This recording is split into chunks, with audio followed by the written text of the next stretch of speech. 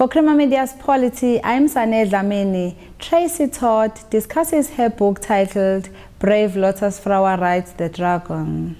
20-year-old Tracy was involved in a horrific accident which left her paralyzed, ending her love for running and the teaching career she loved. The book entails how your life was changed by the horrific accident you were involved in on the 13th of April 1998. Can you tell us how the title Brave Lotus Flower Rides the Dragon came about? Yes, my name Tracy, one of the meanings is brave, and my second name is Lian, which is of Chinese origin, which means lotus flower, and I think my journey's been very similar to that of the lotus flower, which it actually germinates in the muddy sediment of the swamp, and then it rises up through the murky water to seek the light and blossoms. And then I ride through life on this battery-powered, chin-controlled wheelchair of mine, and I think paralysis is probably the worst dragon that I've ever had to face in life. And I can't say that I managed to slay the dragon, but I have managed to make peace with it, to live alongside it. And also dragon is a name of the specially adapted voice activated technology that I used to write the book. It's called Dragon Naturally Speaking. So that's how the title came about. Why did you decide to share your story, and can you briefly tell us about the accident that left you paralyzed? I think my son was 10 months old when I had my accident, and I realized then how fragile life was. So I wanted to write my story basically for my son so that he could know me and also know how much I loved him. So it started out like that, and then eventually I started getting into doing inspirational speaking, and then I found that people came to me afterwards and kept asking, don't you have a book? I felt that they wanted something tangible to take away with them after my presentation, and so that's how I actually decided, well, this is what I'm going to do. But it took me 15 years probably to write the book. Firstly, I had to learn how to use a computer. Secondly, I had to learn how to use the voice-activated technology. And I had a lot of emotional healing to do. And I also had to learn how to do the craft of writing. So I did a couple of online writing courses and just practiced my writing and learned to write. And the accident happened on the 13th of April 1998. We were returning back from a family holiday, and it was an Easter Monday, so the roads were hectically busy, and a car came to a sudden halt in front of us, and we ended up rolling our car, and I hit my head on the roof of the car and broke my neck instantly. You must have felt at ease when you realized that your son was okay after the accident. Yes, I knew immediately that I was paralyzed because I couldn't move, and I could hear my baby crying somewhere in the back seat of the car, but I couldn't turn my head to see where he was. But miraculously, he didn't have a scratch on him. My husband was driving at the time and had his seatbelt on, so he was fine. And we also had our little dog with us that we'd taken on holiday with us, and our dog was fine. So yes, it was a huge relief. And I think my son's presence in my life was very, very instrumental in my physical and my emotional healing. It must have been a terrible ordeal to come to terms with how your life changed after the accident.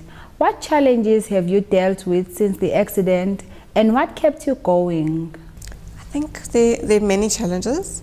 For me, the biggest one and constant one is my complete lack of privacy and lack of independence. I rely on somebody to do absolutely everything for me 24/7, and I think that for me is quite tough. So that's an ongoing challenge.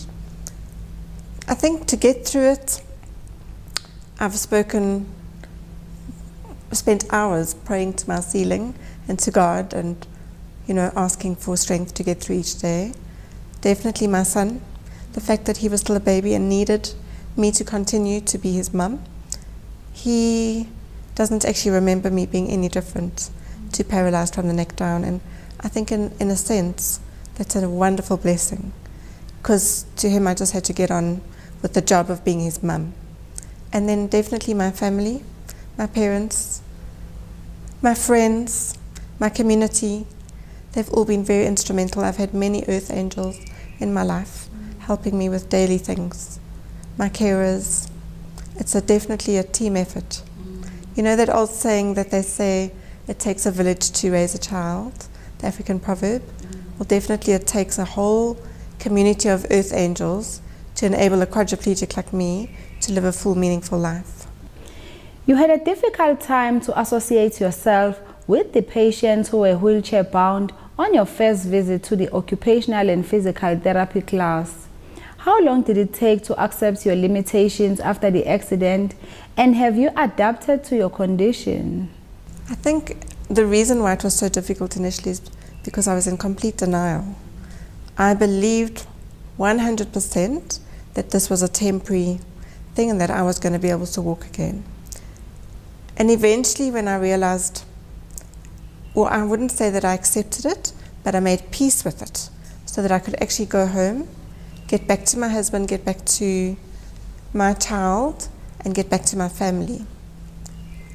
I think,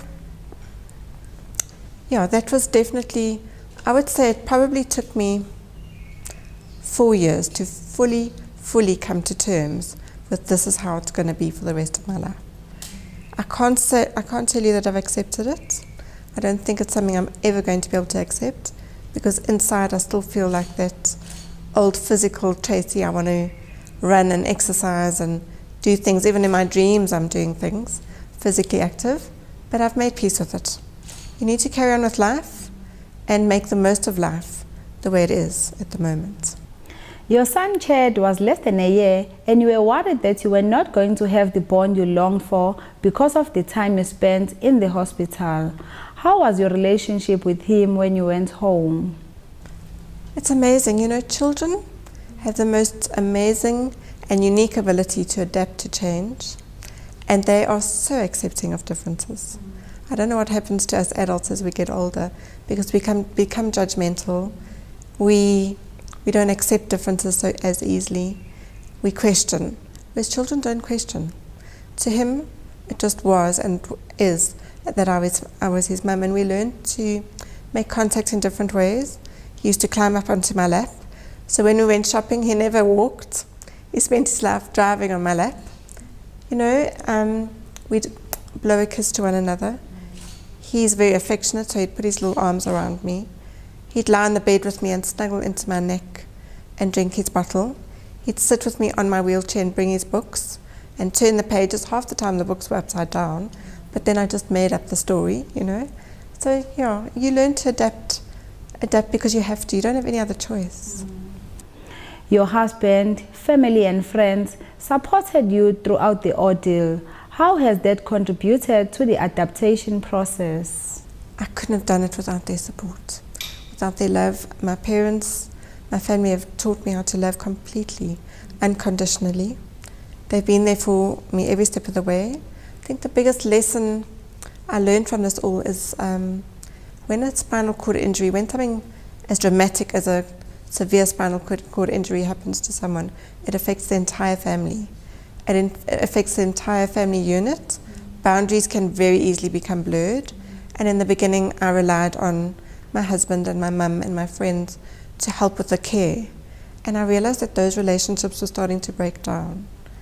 And I was just in a very fortunate position where I was able to employ caregivers that take care of my physical needs, and I very seldom allow my family and friends to get involved in my care. And I think that's definitely been a saving grace for me. How did you feel knowing that you were never going to run and teach because of the accident? I miss running. I probably will miss it forever. Just being able to put on your shoes and get out, and I definitely miss exercise. Teaching, that's interesting. I think I still teach. I'm teaching in a completely different way. I used to teach grade 2s in a classroom. Now I think the world is my classroom. I can teach via social media, via my blog, and via my book that I've just written. I can bring people into my world of quadriplegia, give them an intimate look into what my life's all about. I do have to say that this is my story, written from my perspective, and I don't want to take responsibility for being the voice for anybody else that's in a wheelchair, because we've each got our own story and our own unique circumstances and our own unique challenges that we have to deal with. So I'd like to encourage others that are disabled in some way to write their own stories, because I think the world needs to hear them. How did you feel when your ex-husband told you that he wanted out? It was devastating at the time, but having thought about it, and obviously with perspective over the years, I realized that our relationship was very much based on the physical.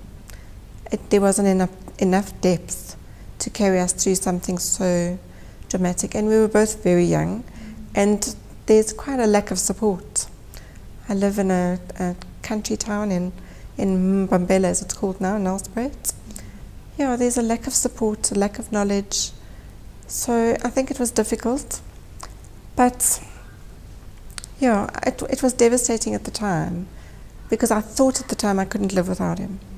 But maybe in a sense he did me a favor, because we just weren't meant to be, and I've gone on and met somebody else and remarried and had a full life and done things that I would never have done if I hadn't been pushed out of my comfort zone and pushed to be independent. What are you doing now, and what lessons have you learned from your life? I am writing, I'm speaking, I do a lot of counseling. Although I'm not a qualified counselor, I find that people are drawn to me. People come and share their stories with me. People just need somebody to listen to. So I do a lot of counseling, and I do a lot of teaching. I'm promoting my book at the moment, and sure, the lessons that I've learned are: take nothing in life for granted. This can happen to anyone at any time. It can happen suddenly. There's no guarantee that when you walk out of your door in the morning that you're going to return in the same state, if at all. So I think, that's probably the biggest lesson is taking nothing for granted, and then also trying to live a life of gratitude, because I realize that I have still so much to be grateful for. I've come across many quadriplegics and other people with disabilities living in our rural townships that don't even have a wheelchair. They get pushed around in wheelbarrows, and sometimes the families don't even take them out. They get stuck at home. So I've got so much to be grateful for, and that is what I try to focus on, the positive and not the negative. That was Tracy Todd speaking to Crema Media's Polity about her book titled Brave Lotus Flower Rides the Dragon.